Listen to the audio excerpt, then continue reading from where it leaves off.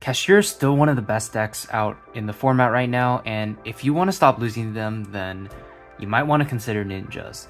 What is up, guys? This is tcgsam here, and in today's video, I'm coming at you guys with an updated ninja deck profile for the June 2023 ban list. So, as I mentioned, June 2023 ban list didn't really do anything to hit Kashtira, and Kashtira is still one of the best decks out there.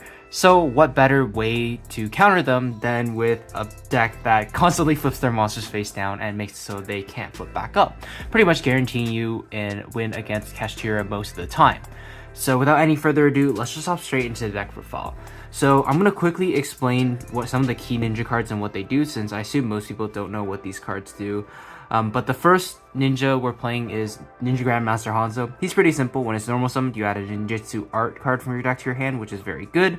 The Ninjutsu arts are essentially the spells and traps of your deck that let you summon out other ninjas from your deck. And then when it's special summoned or flip summoned, you can add a ninja monster from your deck to your hand, which is incredibly strong as well. He's definitely one of the best cards in your deck, and you want to be maxing out on him. Next up is 3 copies of Tobari, the Sky Ninja. So Tobari's effect is you can send it from your hand to the graveyard, special summon a ninja from your hand. That one's not the most relevant, but sometimes if you need a trigger like Hanzo, you can trigger its on special summon effect. But its main effect is during your opponent's main phase or battle phase, you can fusion summon a ninja monster using the materials from your hand or field. So how you get this out on your opponent's turn is through your ninjutsu art spells and traps. And then from there, you can use it to fuse into your ninja fusions, which have disruptive effects on your opponent's turn.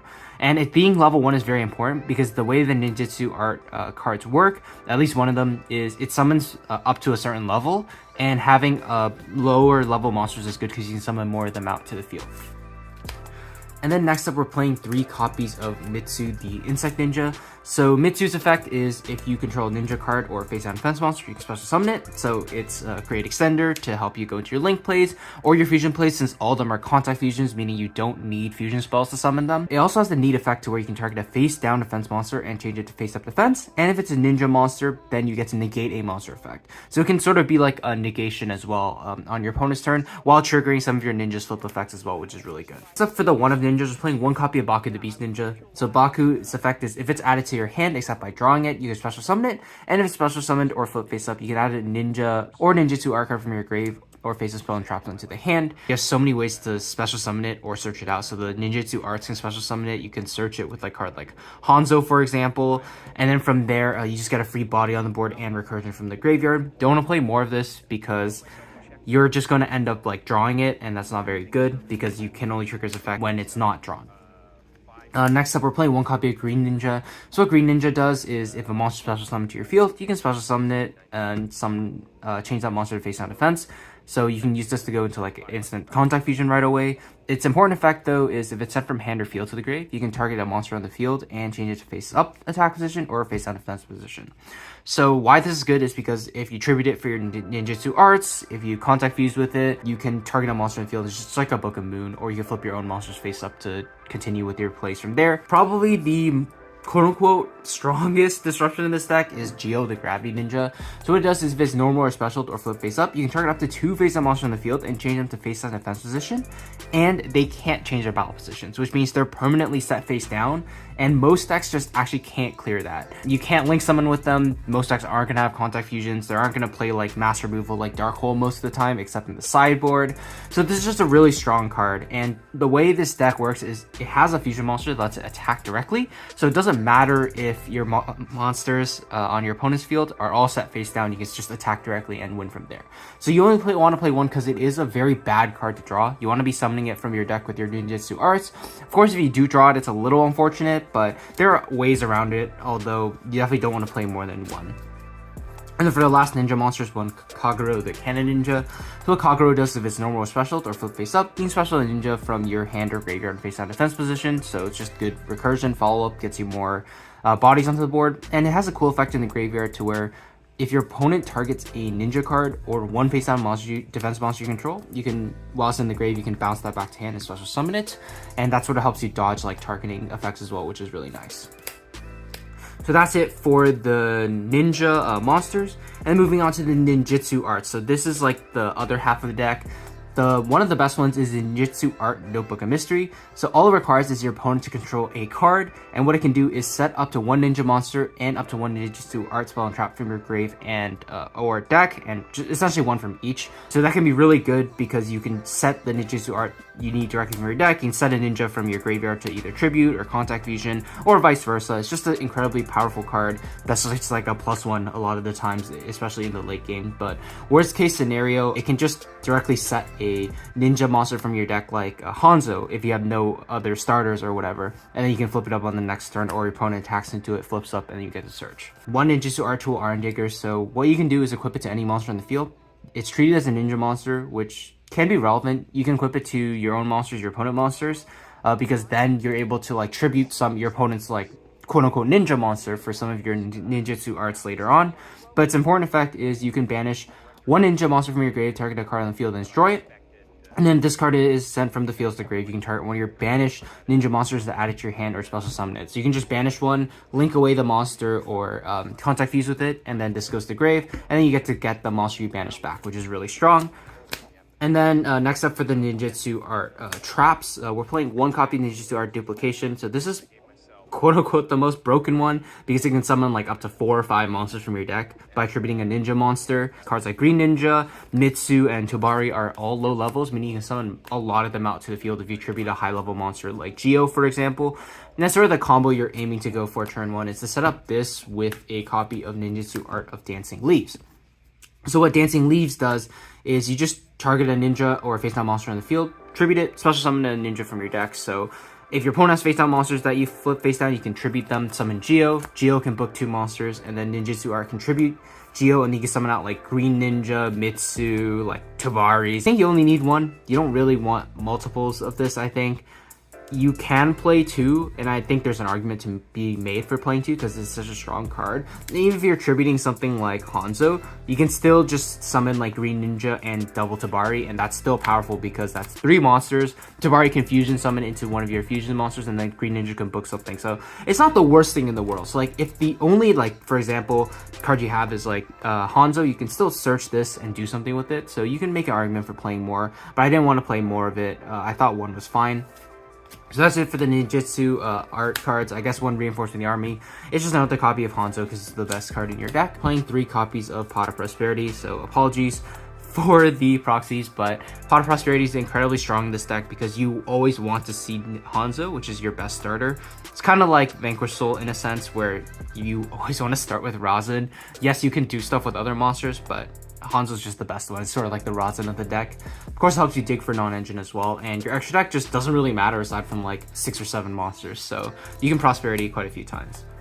And then for the non-engine, we're playing 3 copies of Book of Moon. So not only is Book of Moon good against most of the decks out there, it also synergizes with this deck because of cards like Ninjutsu Art of Dancing Leaves, where you can tribute your opponent's face-down monsters.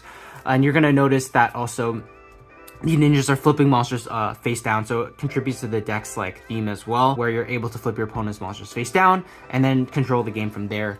Same idea with a card like Book of Eclipse. It's just Book of Moon, except it can hit more potentially.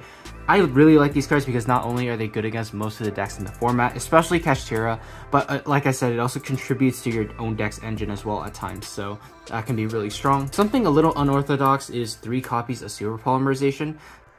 So at this point, there was a dog barking in the background, so I'm just going to do a quick voiceover here, but essentially what I was trying to say during the video is that Super Polymerization is rarely dead in this deck because you have so many different attributes for your ninja monsters. There's also cool synergy to where you can equip your Ninjutsu Art Iron Digger to your opponent's monsters, and then from there Super Poly with them into a ninja monster since they're considered a ninja monster on the field while equipped with the Ninjutsu Art Iron Digger.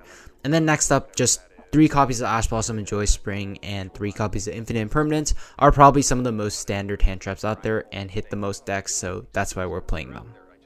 So moving on to the extra deck now, we're starting off with the Ninja Fusions. We're playing 3 copies of Mazen the Battle Ninja.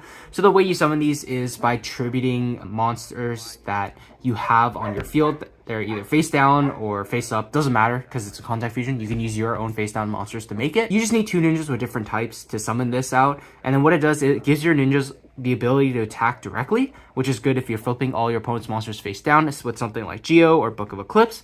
And it has the effect to where if your opponent activates a card or effect, you can special summon a ninja from your deck and face up or face down in defense position. So it's just very strong because it can potentially get you a resource every single turn. You can summon disruptions like Geo from your deck. You can summon cards like Hanzo for more follow-up on your end. And we're playing 3 Yagura Maru, the Armor Ninja. So Yagura Maru is more of like the quote-unquote disruption one that you want to be quick fusing into with your Tobaris on your opponent's turn. What it does is if it's special summoned or flip face up, you can banish one other ninja or ninjutsu art card from your hand, grave, or face up on the field, then target one card on the field and banish it. So that's very strong non-destructive removal. It also works if it's flipped face up. So if you later on in the turn, if you Book of Eclipse for example or whatever, and you flip it back up during the next turn, boom, that's another banish right there. And then for the last fusion monster, we're playing 1 ultimate great insect. And no, it's not because we're a fan of Weevil, but rather this actually has a very cool synergy with Mitsu, the Insect Ninja. So Mitsu, the Insect Ninja, is a ninja monster, and what Ultimate Great Moth requires to summon it is a ninja monster with 2,000 or more defense, I believe, and is equipped with an equip spell. And we do have both of those in this deck. We have the Mitsu and the Iron Digger. So you're able to equip Iron Digger to Mitsu, tribute Mitsu to summon out the Ultimate Great Insect. And why Ultimate Great Insect is so strong is because during the battle phase, if a face-up card is in the field zone, you can just destroy all monsters your opponent controls. So many of the strong decks out there have field spells at the moment. You think like Kashtira, for example. If you just summon this and attempt to go battle phase, well, if you go battle phase, boom, all your opponent's monsters are dead right away, and it's just going to catch a lot of your opponents off guard. So I think you definitely want to play at least 1 copy of it. And then moving on to the Link monsters, we are playing 2 copies of Ninja Grandmaster Saizo. So it just requires 2 ninja monsters, and it protects itself from targeting with card effects as long as it points to another monster. And then during your main phase, you can set a Ninjutsu art spell or trap directly from your deck. So this is strong if you have a bunch of ninja bodies on the board, but you don't have access to Ninjutsu arts. You can just turn into this and set a Ninjutsu art directly from your deck. And then playing 1 copy of Cross Sheep. Since you are playing fusions in this deck, you can take advantage of Cross Sheep's best effect to summon 1 back from the graveyard. There's also some cool combos with it that you can extend like turn 1 past like maybe just your regular board of maybe 1 fusion or something, or just no fusions. It gives you the potential to link climb as well if you do want to take that route. I decided not to take a link climbing route. I decided to play Donner. I figured Donner was probably solid because your monsters are all different types. You don't have to play Donner for sure, but I play it because there's space in the extra decks, and I think it's decent. Then 1 copy of Blade Armor Ninja. So Blade Armor Ninja just takes 2 level 4 warriors, which shockingly is kind of hard to get to in this deck. You don't usually end with face-up monsters too often, so if you have like Kagero and Hanzo, for example, you could make this and make one of your ninjas attack twice, which is cool. Doesn't really come up, but it can, so that's why it's in the extra deck.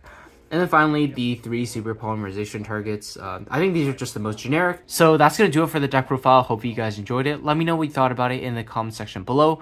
And with all that being said, I just want to thank you guys so much for watching, and I will see you in the next one. Take care.